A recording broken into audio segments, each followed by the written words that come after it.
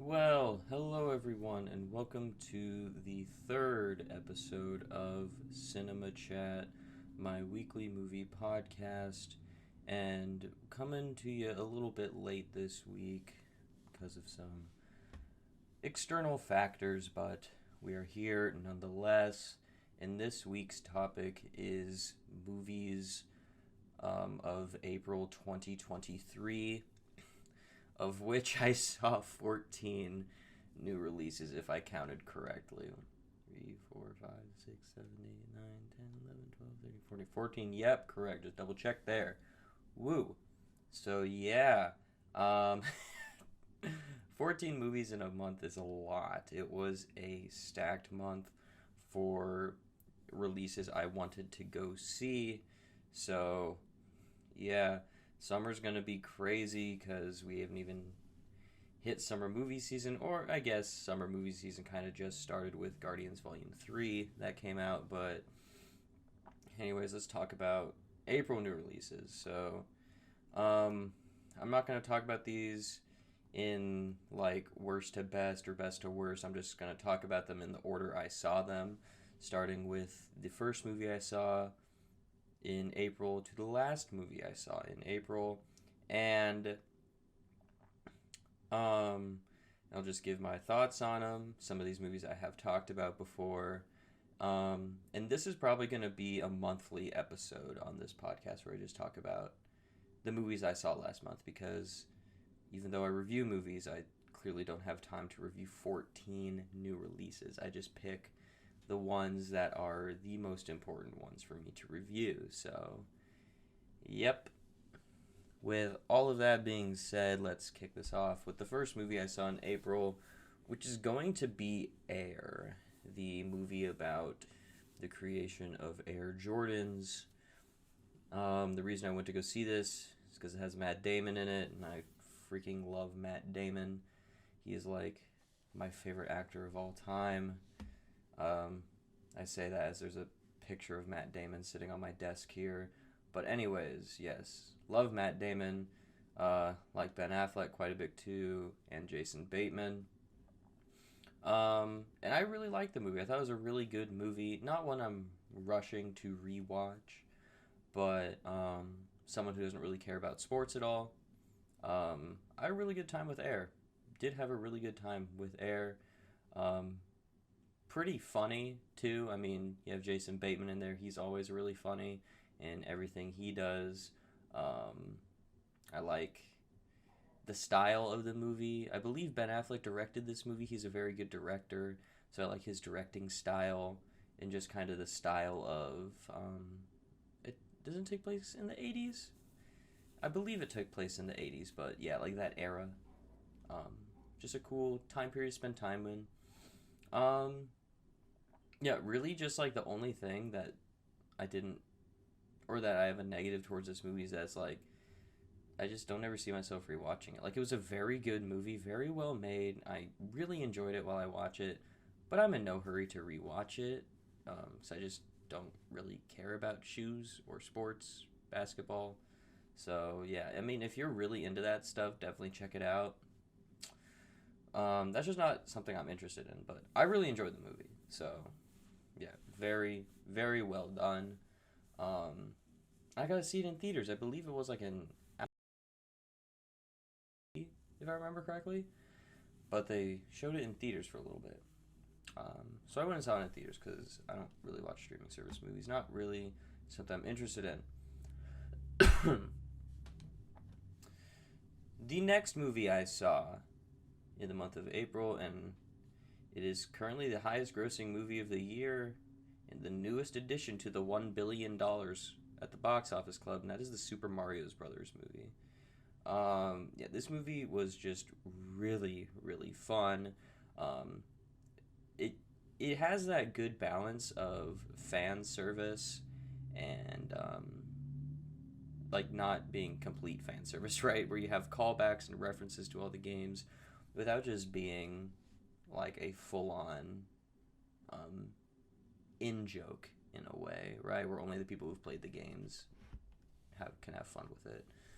Um, really, the only negative thing I have for this movie is that I thought the story here was clunky at its best. It is not a good story, but it's a very fun movie.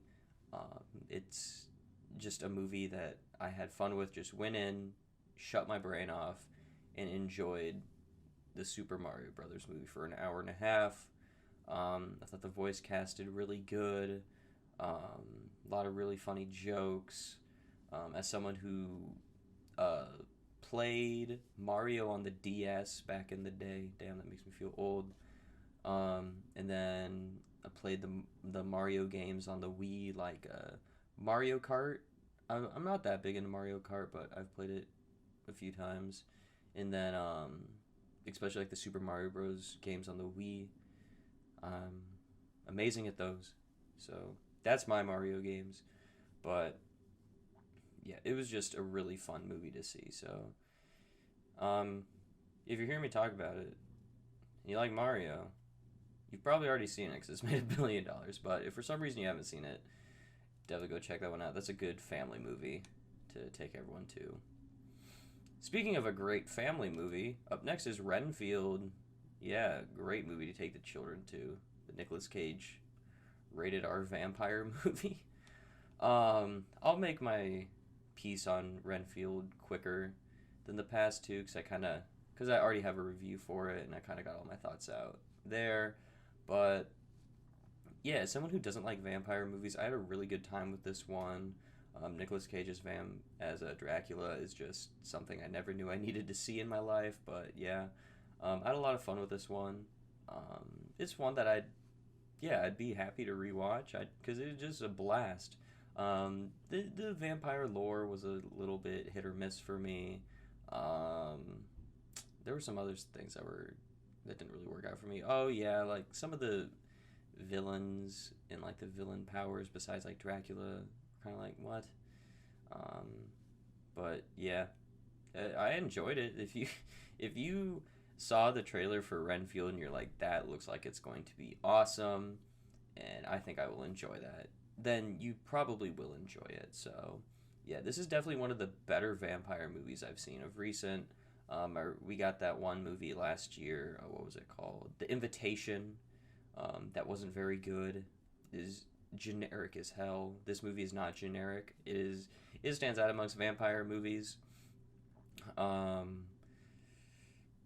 Yeah, it's just a really fun vampire movie. I'm not big on vampire movies.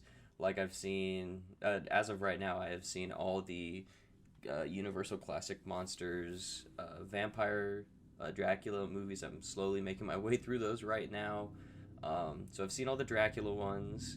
I've seen the first Lost Boys. I've seen Fright Night. Like I just said, I've seen The Invitation from last year. But vampire movies just aren't my thing, so I don't go and watch them very much. But I had a real good time with Renfield. Real good time with Renfield. Next up, we have... Excuse me. I'm dying. Anyways, next up, we have The Pope's Exorcist, the Russell Crowe exorcism movie, and I just thought this movie was fine. I mean, I am very burnt out on exorcism movies. I just feel like that horror subgenre has been run into the ground, where we just get so many of them, and they are just so similar to each other. Like last year, I don't know if it made my worst of the year list, but it was definitely one of the most generic and boring, forgettable movies I saw last year. Pray for the Devil was just such a generic, run-of-the-mill demon possession movie. The Pope's Exorcist is pretty much just the same thing, run-of-the-mill demon possession movie, except it has Russell Crowe, and Russell Crowe is pretty good in this movie, and I like Russell Crowe, so that gives it a little bit more positivity from me, but still, it is just okay. Like, okay, cool. Like, I watched the trailer, and I'm like, oh, cool. Demon possession movie with Russell Crowe. Walked out of it, and I was like, cool. That was a demon possession movie with Russell Crowe. So, I didn't get a whole lot from this movie, but it did not offend me. But I don't ever see myself rewatching it again. So if you like demon possession movies, go check it out. It's more of what you love. As someone who is not into demon possession movies, and it is not something I love, it is just more mediocrity that we seem to only get in that subgenre. Woo! Alright, next up we have Mafia Mama. This movie was so fun. From the trailers, it just looked like it was just going to be a real fun time at the movie theater. A really funny concept, and the movie itself is really funny too. Just a bunch of like these mob and mafia stereotypes, but then you have a suburban mom as the mafia leader. It was just so funny. All the humor worked pretty much for me. The story though was something we've seen before. It's not it uh, new. That's the word I'm trying to find. Damn, I'm struggling today with words. But yeah, it's nothing new, story wise. But it was fun. It was entertaining. Again, probably not gonna watch it again. But for the hour and a half I was watching it, I was entertained. Um, there are quite a few laugh out loud moments in this movie, I will say. Toni Collette is a very good actress. I really like her in everything I've seen her in. So, yeah, Mafia Mama. I'd recommend it if you thought the trailers looked cool. If you never saw a trailer or the trailer didn't really sell you on it, then probably skip it. Maybe stream it. Yeah, Mafia Mama seems like a good movie to stream. Random ass Saturday afternoon, lounging around the house, like, what should I watch? Oh yeah, let me pop on Mafia Mama. That's what I'm gonna do every Saturday. New Saturday evening ritual for me, watching Mafia Mama. Alright, next up is one of the most controversial movies of the month. That's going to be Nefarious. Oh, Nefarious. I had absolutely zero idea what the hell this movie was. I just saw the name Nefarious, the poster with like the green face on it, and I was like, oh, sure, I'll go check this out. I'm not really doing anything today. And I fall somewhere in the middle on this spectrum. I mean, there's a group of people that hate this movie, and a group of people that love this movie, because essentially what this movie is, where there's this guy on death row, or like not even death row, like he's about to be executed like that day, and this psychiatrist comes to evaluate him to see if he is clinically insane, and that is why his claims of being possessed by a demon are true. And the whole movie is these talking about like really heavy-handed subjects, I guess.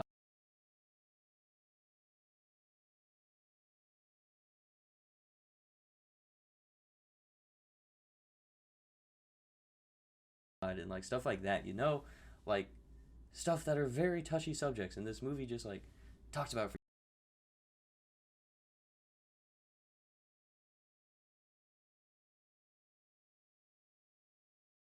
You really don't agree with them, and that's what a lot of people are focusing on, or like the subjects that they talk about in the movie.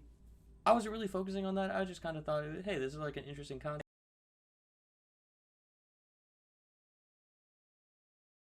Any of that stuff here. I'm just trying to talk that I thought the movie was an interesting concept, but it was extremely preachy. I'll give it that. It's extremely preachy for what the filmmakers' views were, politically, and that's not really something I like going to see in movies. I kind of go to movies to escape all that mojo in the real world. And yeah, I mean, it was okay, but is it terrible? No. Is it great? No. It's just kind of fine. But people are like, you like this movie? woke. You're so woke. If you like this movie, you hate this movie, cringe, woke. I'm just like, what? Okay. I thought it was okay, but it was very preachy. So, whatever. Maybe steer clear of nefarious if you get easily offended by maybe not easily offended, but easily angered by subject matter like that in your movies. So yeah. Anyways, let's move on from nefarious before I say something too stupid, cause controversy, which I'm trying to avoid. Anyways, next up, another movie I've talked about, and actually I have a full review for Evil Dead Rise. Evil Dead Rise. Ooh, one of the more disappointing movies I've seen all year, because I had sky high expectations for this movie. But I still like the movie, right? I still like the movie, but I'm just disappointed. Because Evil Dead franchise is, I guess definitively now, my second favorite horror franchise of all time, just behind Friday the 13th. And so, there's not a bad movie in the Evil Dead franchise. And then that 2013 remake or reboot, whatever you want to call it, is one of my favorite horror movies and just movies in general. So I had really high hopes for this movie, that it was going to be like another best of all time horror movie, at least, right? And it was just okay. It took a while to get going. I didn't really care for the setup of the movie, of like how the Deadites and the Necronomicon get introduced. But once it like starts getting the Evil Dead stuff, it's just like, okay, this is fun. Just shut your brain off and enjoy the movie. And I shut my brain off and enjoyed the movie after that initial setup part.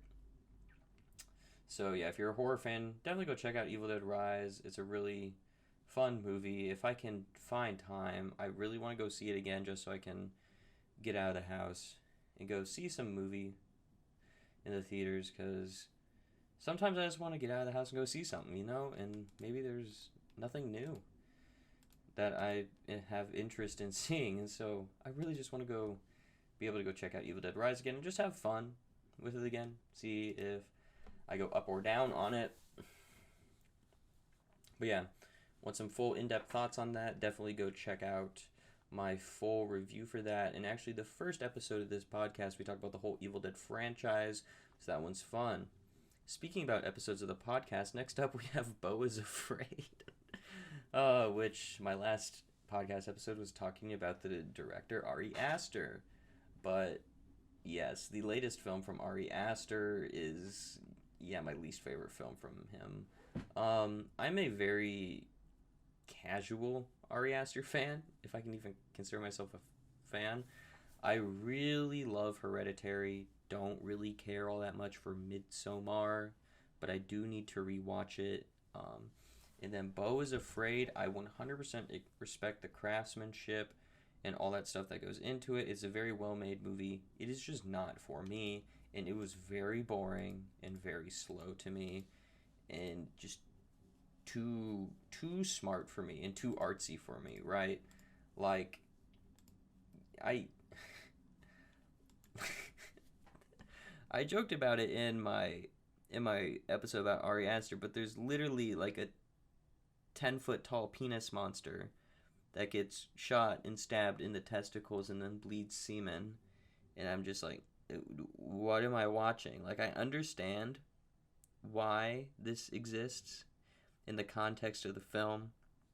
I understand how it makes sense thematically, but that is not something I ever wanted to see, nor did I need to see it, and now I can't unsee it, and I must live out the remainder of my days with that image in my head.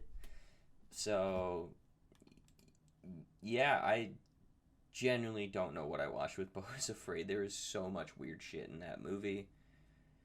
So, yeah, I don't know who to recommend Beau is Afraid to. So, yeah, it's one of my least favorite movies I've seen this year, but it's not a bad movie. Hopefully that makes sense.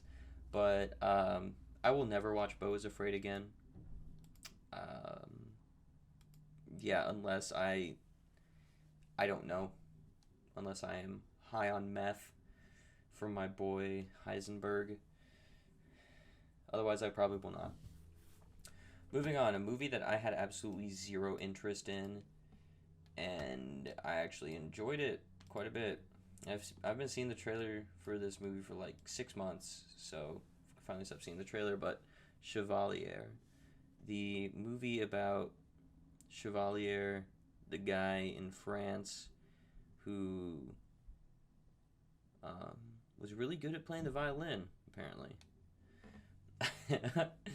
Yeah, it was an interesting movie. I don't really.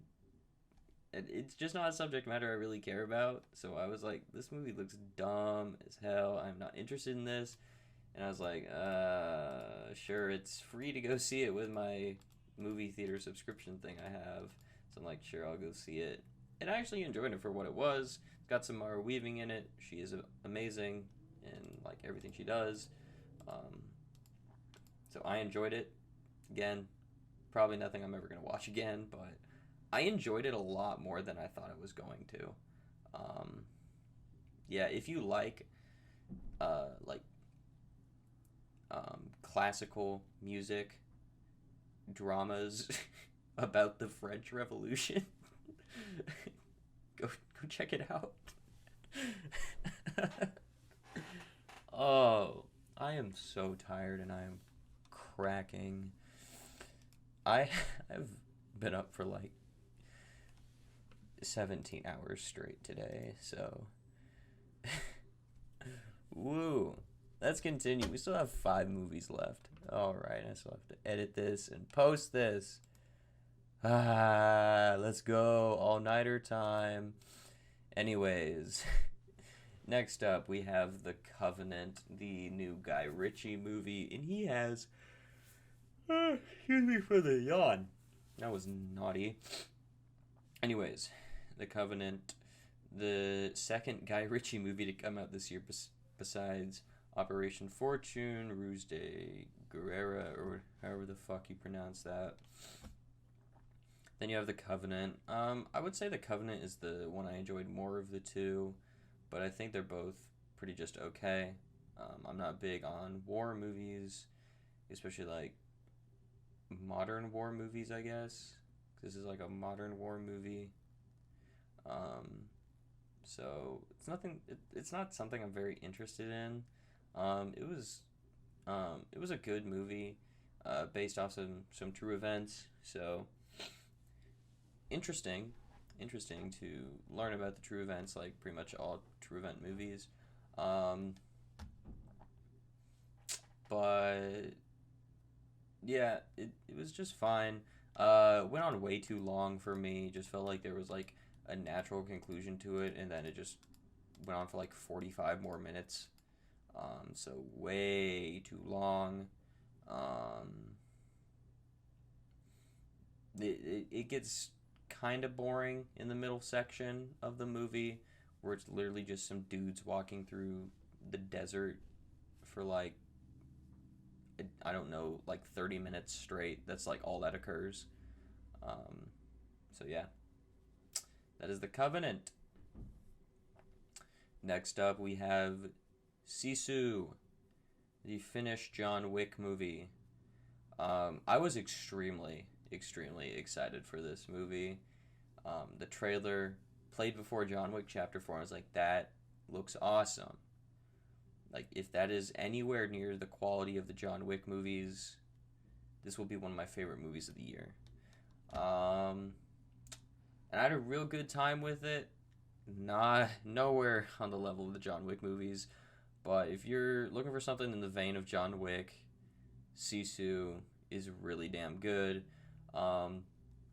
There is some of that, okay, how is he still surviving after all this? Like, how can he, get this beat up with this much pain and still keep going? There is some of that in this movie, but it's just fun. Like, it's literally Finnish John Wick and he's killing Nazis. Like, if like that is like the most badass sentence you could say to sell someone on a movie. And you know what? This was like pure escapism, pretty much, at the movies, just seeing some dude kill Nazis. So, yeah. It was pretty cool. Pretty cool. Alright, next up is the movie Are You There, God? It's Me, Margaret. A movie I didn't even know was based off a book until after I saw it. Yeah, again, this movie was fine. Pretty much like every single movie I saw in April was just fine. This movie was fine. I mean, there were some cool, maybe not cool, like parts of it were a nice drama, but the main thing that I will, that like the biggest negative for me personally, um, as a 20-year-old male, I don't want to watch a drama about girls going through puberty and talking about their periods and boobs. It's like that. No, I don't know. I okay, just no. So yeah, I was subject to that. Otherwise, the movie was fine. Just I am not into girls going through puberty and talking about their periods and boobs. So yeah, that's that. Next up, we have the worst movie I saw this month. That is The Black Demon. This is your shitty shark movie of the year. Yeah, it's just a shitty shark movie. I don't know why I watch these movies, but every single year I give one shark movie a chance. Or in case this year I'm gonna give two a chance because the Meg 2 is coming out, so I'll give that one a chance, but that one will probably be fun.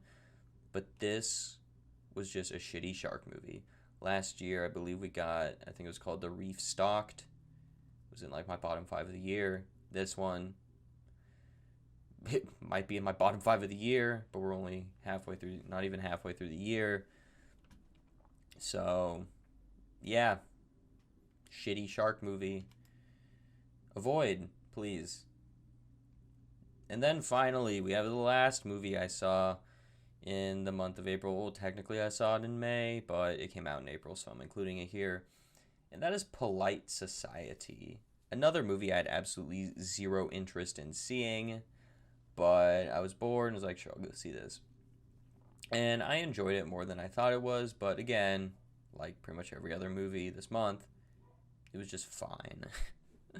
I thought the action was pretty interesting. The main thing that drug this one down for me was just the story. Was not original. It was just, okay, I've seen this story a bazillion times before. Otherwise, I thought the movie had some good humor, had some interesting action, but it's just that story, man. That story. I was like, come on, I've seen this before. So, yeah. Woot woot. Okay. Sorry for that burp. Anyways, this is the end of the episode number 3, where I talk about the April new releases of the year 2023. If you enjoyed this episode, feel free to subscribe to the channel and turn on that notification bell to be the part of the notification squad. Hell yeah. Squad goals. And yeah, check back next week. We'll have another episode out of Cinema Chat. If you would like to check out my previous 2 episodes, it would be much appreciated.